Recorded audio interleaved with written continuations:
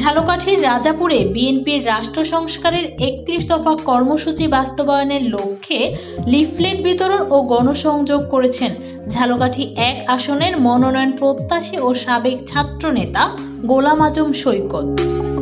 বৃহস্পতিবার সকালে বড়ইয়া ও মঠবাড়ি ইউনিয়নের বিভিন্ন বাজারে ব্যবসায়ী, শিক্ষার্থী ও পথচারীদের হাতে লিফলেট তুলে দেন তিনি। গণসংযোগকালে তিনি বলেন, গত ১৬ বছরে দেশে ভোটাধিকার প্রয়োগের সুযোগ ছিল না।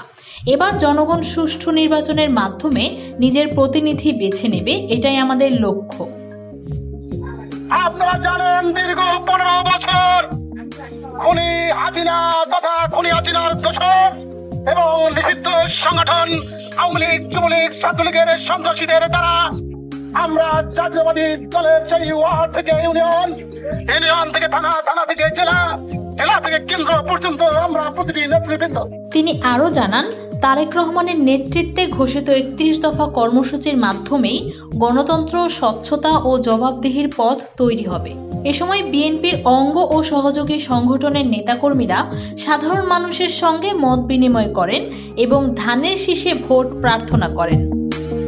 Bangladesh media news desk.